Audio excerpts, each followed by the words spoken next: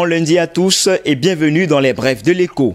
4 mois après avoir annoncé son plan social, l'équipementier télécom finlandais a annoncé ce vendredi accepter de sauver 247 postes sur les 1233 qu'il avait supprimés initialement dans sa filiale française Alcatel-Lucent. Les salariés français de Nokia refusent ce plan social, d'autant que le groupe finlandais a reçu les aides de l'État français. Après plusieurs années de difficultés et 3 plans sociaux en 4 ans, Nokia a retrouvé l'équilibre l'année dernière et a enregistré un bénéfice net de 94 millions d'euros au deuxième trimestre 2020. L'annonce il y a 4 mois de la suppression de 1233 postes avait alors suscité la colère des syndicats, mais aussi de plusieurs responsables politiques et élus locaux. Alors qualifié par le gouvernement d'inacceptable en l'état, il s'agissait du 4e plan social depuis le rachat en 2016 d'Alcatel-Lucent par le groupe finlandais. À l'issue donc d'un comité social et économique vendredi 23 octobre, la direction a accepté de sauver 247 postes, dont 167 sur le site breton, alors que 402 postes étaient menacés.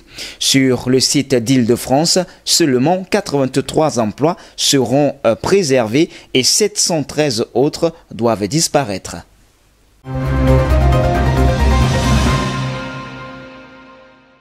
L'Australien Coca-Cola Amatil a annoncé ce lundi que Coca-Cola European Partners avait offert de le racheter pour 9,23 milliards de dollars australiens, soit 5,6 milliards d'euros. Coca-Cola European Partners, premier embouteilleur indépendant au monde de Coca-Cola, offre 12 075 dollars australiens par action, soit une prime de 18,6% sur le dernier cours de clôture de sa cible. Coca-Cola détient une participation de 30,8% dans Coca-Cola Amatil et 19,4% dans Coca-Cola European Partners selon les données de Refinitiv.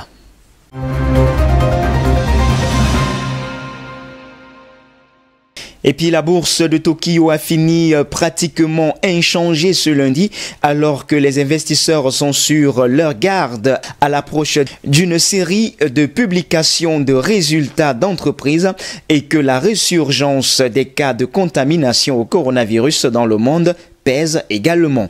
L'indice Nikkei a perdu 0,09% à 23 494,34 points et le Topix plus large a cédé 0,38% à 1619,10 points. Et du côté de Paris, la bourse est attendue en nette baisse ce début de semaine, les inquiétudes sanitaires reprenant le dessus alors que le monde a battu 3 fois le record quotidien de contamination au Covid-19, poussant ainsi les pays à prendre des mesures de restriction. Le contrat à terme de l'indice CAC 40 se repliait de 1,02% une quarantaine de minutes avant l'ouverture de la séance.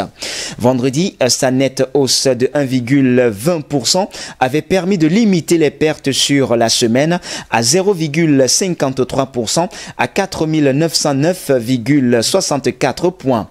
Le sentiment du marché a été mauvais pendant une bonne partie de la semaine en raison du renforcement des restrictions dans plusieurs pays européens.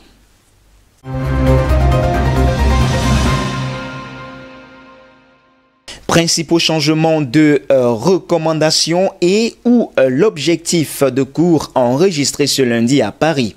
EDF HSBC relève sa recommandation à acheter contre conserver et remonte son objectif de cours à 12,1 € contre 8,4 €. IPCN Barclays révèle sa recommandation à surpondération contre pondération en ligne et remonte son objectif en cours de 96 € contre 84 €. Technique IFMC, Société Générale, révèle sa recommandation à acheter contre conserver. Kering Citigroup révèle son objectif de cours à 280 € contre 257 €. Renault Barclay révèle son objectif de cours à 28 € contre 25 €. Et Forestia Barclay révèle quant à lui son objectif de cours à 50 € contre 45 €.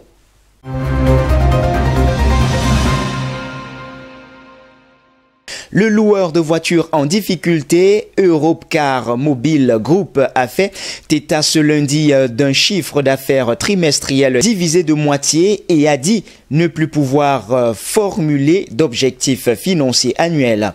Le chiffre d'affaires au troisième trimestre s'établit à 537 millions d'euros, en baisse de 50% par rapport à la même période en 2019, sur une base pro forma, lit-on dans un communiqué du groupe.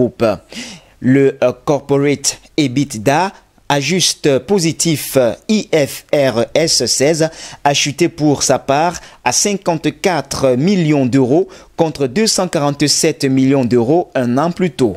Compte tenu de la deuxième vague de coronavirus et des incertitudes qui en découlent, les spécialistes estiment qu'il n'est plus possible de fixer d'objectifs financiers pour l'exercice 2020.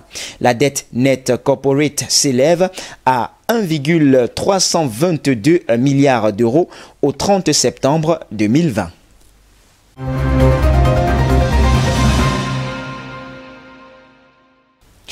Et puis terminons avec cette information, pas des moindres. Limogé le 27 mai 2019 du poste de directeur général de la Cameroon Airlines Corporation, Camerco, la compagnie aérienne nationale du Cameroun, Ernest Dikoum, vient de rebondir au Sénégal où il a été nommé le 20 octobre 2020 au poste de directeur marketing et développement produit au sein de la compagnie Air Sénégal. En sa qualité de directeur marketing et développement produit et membre du comité de direction, M. Ernest Dikoum est très rapproché au directeur général. Eh bien, c'est sur ce qu'on va mettre un terme au bref de l'écho de ce lundi. Mesdames, Mesdemoiselles, Messieurs, merci de nous avoir suivis. Les informations se poursuivent sur nos antennes d'IBS Télévision. Restez donc des nôtres naturellement.